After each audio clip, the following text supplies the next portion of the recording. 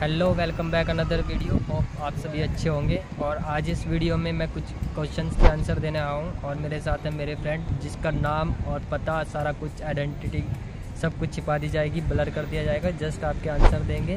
तो first of all अपना introduction दीजिए आप। मैं गुजरात इंडिया से हूँ और मैं यहाँ माल्टा में स्टडी वीज़ा पर हूँ। तो माल्टा में कब आप यहाँ पे आए? हाँ, मैं नवंबर 2023 में आया। नवंबर 2023 में आए। तो आपका स्टडी वीज़ा पे है, कितने साल के कोर्स है आपका? ड्यूरेशन क्या है आपके कोर्स का? हाँ, मेरा 2 साल का कोर्स है। और किस कोर्स पे आए हो आप? हाँ, मैं यहाँ MBA कर रहा हूँ। MBA आए हो। तो इंडिया में आप किस पोजीशन पे थे, क्या जॉब करते थे? हाँ, मैं एक्चुअली इंडिया में मतलब R&D हेड था फार्मास्यूटिकल इंडस्ट्री। कितने साल का एक्सपीरियंस है आपको? हाँ, मुझे करीब 19 ईयर का एक्सपीरियंस है। 19 साल का एक्सपीरियंस है आपको? यस। ओके। और अभी आप यहाँ पे MBA कर रहे हो, 2 साल का आपका कोर्स है। तो अपॉर्चुनिटीज़ क्या है यहाँ पे आपकी? मतलब कि आपको क्या लगा कि आपको माल्टा में जाना चाहिए आपके फील्ड से रिलेटेड जॉब के लिए, या फिर कुछ एक्सपोजर करने के लिए या नया एक्सपीरियंस लेने के लिए आप माल्टा में आए हो? क्या आपका क्या मोटिव था? यस, एक्चुअली माल्टा यूरोपियन यूनियन का एक कंट्री है जिसमें करीब 28 कंट्रीज़ आते हैं। सो ऑफकोर्स कि यदि मैं रेगुलेटरी पॉइंट ऑफ व्यू से बात करूं तो यूरोप यूनियन में बहुत स्कोप है फार्मास्यूटिकल इंडस्ट्री का, बिकॉज यहाँ पे फार्मास्यूटिकल इंडस्ट्री माल्टा में भी बहुत सारी हैं और यूरोप की दूसरी कंट्रीज़ में भी बहुत सारी हैं। तो ऑफकोर्स है कि यदि आपके पास अच्छा एक्सपीरियंस है तो आप अपने एक्सपीरियंस को यहाँ पे उसको एक्सप्लोर कर सकते हो। सो उसी पर्पज़ से मैं यहाँ पे आया हूँ, क्योंकि मेरे को जो एक्सपीरियंस टेक्निकली वहाँ पे है उसका मैं यहाँ पे यूटिलाइजेशन करना चाहता हूँ। और उसके अकॉर्डिंग फिर मैं इसलिए MBA क्यों किया, क्योंकि टेक्निकली मैं पहले वहाँ पे एक्सपीरियंस लिया और उसके बाद मैं एडमिनिस्ट्रेशन साइड जाना चाहता हूँ, इसलिए मैंने MBA चुना यहाँ के लिए। और माल्टा में मुझे इजीली एडमिशन मिल गया और इसलिए मैं यहाँ। और गाइस मैं आपको बताऊं, 30 आपकी किस एज में आपने स्टूडेंट वीज़ा लिया है? या मेरी करीब 45 ईयर एज। 45 ईयर में एक स्टूडेंट वीज़ा लिया है इन्होंने, रिकॉर्ड रखा है अपने नाम पे एक। तो इजीली नहीं रहता 45 एज की में स्टूडेंट वीज़ा गेन करना, तो अच्छी बात है। चलो, मिल गया इनको। और तो मेरे एक सब्सक्राइबर है, उन्होंने कमेंट किया है कि IT इंडस्ट्री और फार्मेसी जो फील्ड रहती है उसमें यहाँ पे जॉब की अपॉर्चुनिटी क्या है, आपका क्या पॉइंट ऑफ व्यू है? क्योंकि एक्चुअली मेरे को इतना नहीं पता। आप इस फील्ड से रिलेट भी करते हो, आपने यहाँ पे अपनी फील्ड से रिलेटेड जॉब्स भी ट्राई की है, तो आपको ज़्यादा एक्सपीरियंस, इसलिए मैं आपसे डिस्कस करने आया हूँ कि आप मुझसे बेटर आप बता सकते हो उस चीज़ के बारे में। तो सबसे पहले मैं पूछना चाहूँगा आपसे कि आप IT फील्ड का जो है ना, उसके बारे में बताओ। हाँ, यदि आप IT फील्ड से बिलोंग करते हैं तो ऑफकोर्स कि यहाँ पे आने के पहले आपको एक्सपीरियंस होना चाहिए, क्योंकि कोई भी एम्प्लॉयर आपको हायर करने के पहले वो एक्सपीरियंस मांगेगा। क्योंकि यहाँ पे क्योंकि फ्रेशर पे आओगे आप तो आपका उतना मीन्स रिस्पॉन्ड नहीं करेंगे एम्प्लॉयर। लेकिन हाँ, यदि आपके पास एक्सपीरियंस है फील्ड का तो ऑफकोर्स ये लोग इंटरेस्ट लेंगे और आपको यहाँ पे मीन्स हायर करेंगे। और यहाँ पे एक और बेनिफिट ये है कि जो एम्प्लॉयर है वो सारा वर्क वीज़ा का प्रोसेस करता है, यानी आपको कुछ ज़्यादा वो एफर्ट नहीं लगाने, जस्ट आप अगर ये इंडिया से अप्लाई कर देते हैं, इंटरव्यू अगर आपने क्लियर कर दिया बेसिकली, और इंडिया से ही कुछ वेबसाइट्स है, वहाँ पे जाके अप्लाई कर दिया, अगर एम्प्लॉयर ने आपकी CV को शॉर्ट लिस्टेड किया तो वो सारा खर्चा यही उठा लेते हैं कंपनी। जस्ट आपको टिकट्स वगैरह करा के और इधर जाना होता है। एग्जैक्ट। तो सबसे बड़ी अच्छी बात है ये। तो जो भी आ रहे हो इस फील्ड से रिलेटेड जॉब देख रहे हो तो ट्राई करो कि बिना एजेंट के भी आप अप्लाई कर सकते हो। जस्ट वेबसाइट सर्च करो माल्टा की, जो IT इंडस्ट्री की जो भी है, मेल वगैरह पे रिज्यूमे CV सेंड करो, अप्लाई करो। अगर वहाँ से रिस्पॉन्स आ जाता है, आपका लक अच्छा रहा तो बिल्कुल आप इजीली इधर आ जाओगे, सारा खर्चा कंपनी उठा लेगी। और आपका इतना एक्सपेंस नहीं होने वाला, बस टिकट्स वगैरह रहेंगे वो आपके हो जाएंगे, आप खुद करने पड़ेंगे।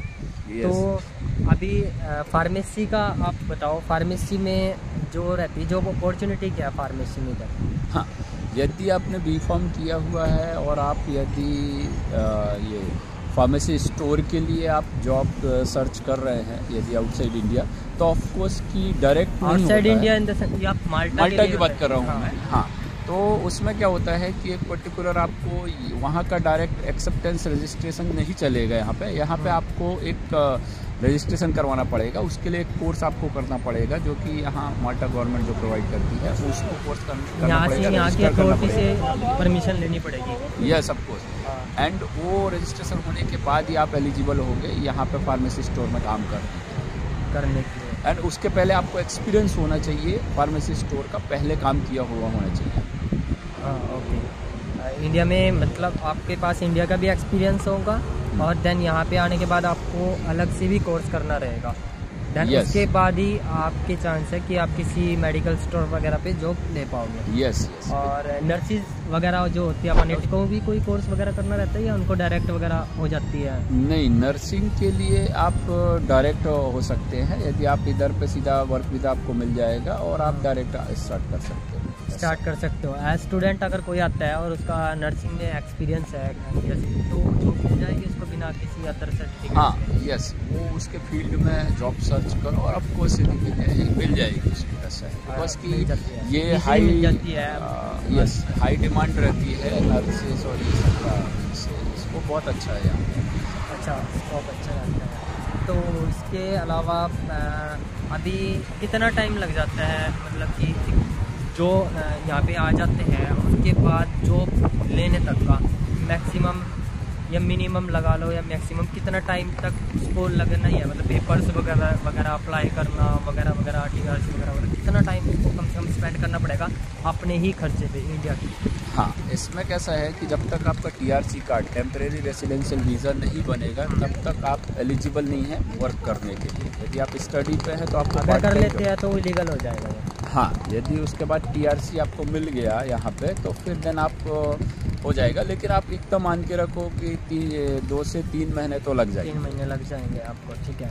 और TRC के बाद भी जॉब प्लस में रजिस्ट्रेशन कराना कंपलसरी है? हाँ, वो भी कंपलसरी है जॉब प्लस में रजिस्ट्रेशन। अगर वो नहीं होता देन आप रिपोर्ट करा देते हैं? यस।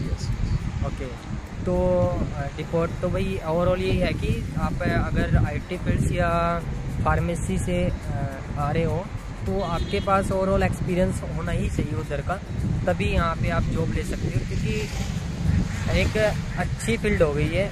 वरना आपको ना तो जो कई बच्चे हैं जिनके पास किसी भी तरह का ऐसा IT फील्ड या फिर फार्मेसी से किसी भी तरह का कोई एक्सपीरियंस नहीं होता है ना कोई स्टडी, तो बस वो आते हैं देन कोई भी काम करने लगते हैं, जैसे कार वॉशिंग वगैरह हो गया, डिश वॉशिंग वगैरह हो गया। लेकिन अगर आपको अपनी ही फील्ड्स में चाहिए तो अच्छा खासा एक्सपीरियंस लेके आना पड़ेगा।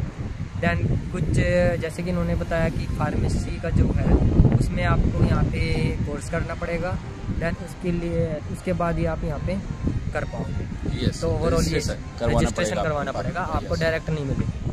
तो जॉब अपॉर्चुनिटी है, मिल भी जाती है, लेकिन एफर्ट्स जो आपको थोड़े से हार्ड वर्क करना पड़ेगा, ढूंढनी पड़ेगी बहुत सारी, है ना। 3 महीने तक आपको मेहनत करनी पड़ेगी। बाय लक अगर आपको कोई एम्प्लॉयर हायर कर लेता है मतलब कि बिना TRC के और बोल देता कि चलो बाद में करा देंगे रजिस्ट्रेशन आपका, जब तक आपके पेपर वर्क वगैरह होता है तब तक आपको कैश में दे देता, तो वो अलग चीज़ होगी, है ना। लेकिन जो जेन्युइन है, लीगल है, वो ये रहता है कि आपको TRC या दैन जॉब रजिस्ट्रेशन जो रहता है हमारा जॉब प्लस का, वो रजिस्ट्रेशन करवाना होता है। नेक्स्ट वीडियो में कोशिश करेंगे सारे के सारे जितने भी डाउट्स होंगे वो क्लियर करेंगे और सभी क्वेश्चंस के आंसर देंगे। और जैसे कि मैंने बोला कि इनकी ID रखेंगे ब्लर, बिल्कुल इनको नहीं दिखाएंगे, क्योंकि इन्होंने कहा कि भाई मेरे को अपनी प्राइवेसी रखनी है, क्योंकि एक इनका एक्सपीरियंस अच्छा है और इनकी फील्ड भी ऐसी है कि ये नहीं दिखाना चाहते कि भाई मैं अभी यहाँ पे ऐसा आंसर्स दे रहा हूँ इस फील्ड से रिलेटेड, तो वो इनकी प्राइवेसी है। ओवरऑल हम इनके अगेंस्ट नहीं जा सकते, तो ये ब्लर रहेंगे। और thanks for watching and see you soon.